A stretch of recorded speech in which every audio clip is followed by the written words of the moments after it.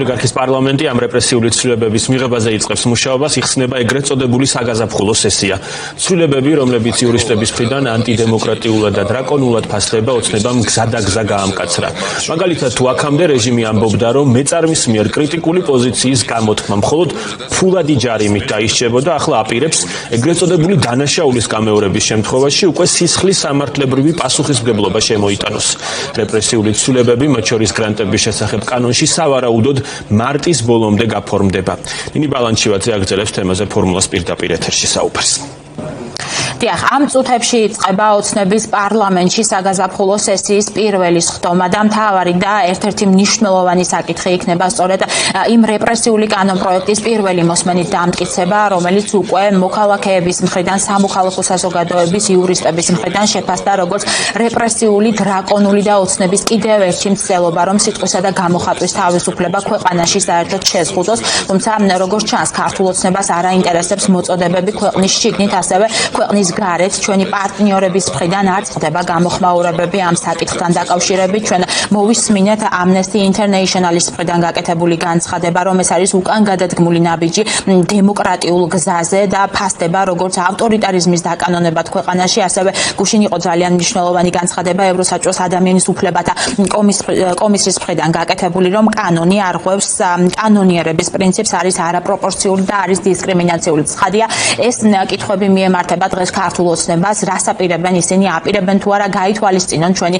საერთაშორისო პარტნიორების მოწოდებები, თუმცა პასუხი არის იგივე, რაც წინა შემთხვევებში, როდესაც კრიტიკას იღებენ ისინი ჩვენი პარტნიორების მხრიდან მოწოდებებს, რომ ოცნების ხელისუფლება უნდა დაუბრუნდეს დემოკრატიულ პრინციპებს. ივანიშვილის რეჟიმის წარმომადგენლები ყოველთვის მათ ესხმიან თავს და მეტიც დღეს აკეთებენ განცხადებებს, რომ სწორედ იქედან გამომდინარე იქნა მიღებული გადაწყვეტილება კანონპროექტის კიდევ უფრო მეტად გამკაცრებისა, რომ ჩვენი პარტნიორები ხშირად აკეთებდნენ მსგავსი შინაარსის განცხადებებს, რომ გამოინახებოდა გზა იმისათვის, რომ ისინი დაეხმარონ ქვეყანაში სამოქალაქო საზოგადოებას, თავისუფალ მედიას და ყველა იმ ადამიანს, რომელიც იბრძვის ბიძინა ივანიშვილის რეჟიმის წინააღმდეგ. რაც შეეხება ამ კანონპროექტის შინაარსს, ჩვენ მანამდე არ ვიცოდით, როდესაც ინიციირდა თავიდან ეს კანონპროექტი, არ ვიცოდით თუ რას გეგმავდა მომდევნო მოსმენების შემდგომ ქართული ოცნება და გუშინ მაგალითად იურიდიულ საკითხთა კომიტეტზე გავიგეთ ისიც, რომ თუ მაგალითად ადმინისტრაციულ სამართალდარღვევათა კოდექსში შედიოდა ცვლილება მეწარმეებთან დაკავშირებით, უკვე ბიზნესის წარმომადგენლებს ქართული ოცნება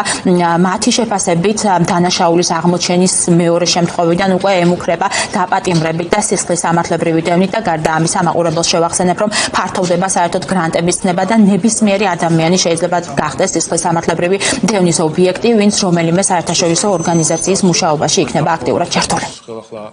ყველაფერი იქნება ძალიან კარგად, მოხდება განხილვა, კანონი, რომელიც არის მიღებული, მორგებული იქნება იმაზე, რომ ჩვენ ქვეყანაში იყოს მშვიდობა და დარეგულირდეს ყველა ის საკითხი, რომელიც არეულობაზე, რევოლუციებს და დამხობას შეეხება. არაფერს გადავხედოთ. გრანტის აღების გარეშე შეუძლია ადამიანს გამოხატოს საკუთარი აზრი. გამოხატონ გრანტის აღების გარეშე. თუ უჭირდებათ გრანტი იმისათვის, რომ უფრო კარგად გამოხატონ აზრი, მიმართოს შესაბამის უწყებას, მიიღებენ თანხმობას. ძაღლი ყეფავს, ქარავანი მიდის, როგორც იტყვიან. ჩვენი მიზანი არ არის ვიღაცის გულის მოგება, ჩვენი მიზანი არის საქართველოში კანონმდებლობის იმგვარად მოწესრიგება, რომ პოლიტიკაში უკანონო ფულის ბრუნვა თავიდან ავიღოთ.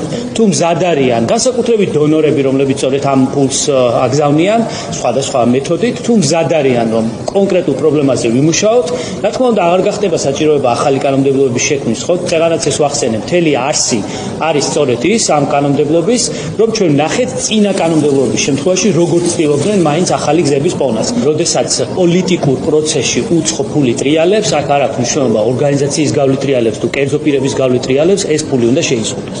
კანონში ძალიან მკაფიო წერია რა იგულისხმება ნებისმიერი აქტივობა, თუნდაც პირადი გადარიცხვები, თუ ამისი საბოლოო мотивация და ამოსავალი წერტილი არის პოლიტიკურ პროცესებზე გავლენის მოხდენა.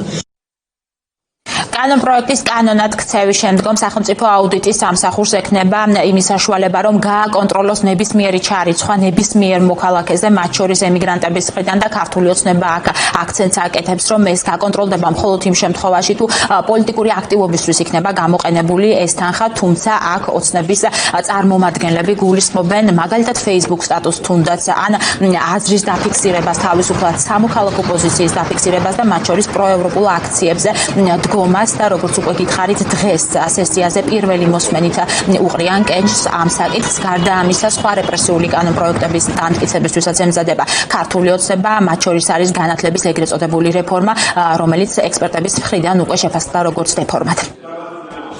ინი ბალანჩივაძე საუბრობდა ფორმულას პირდაპირ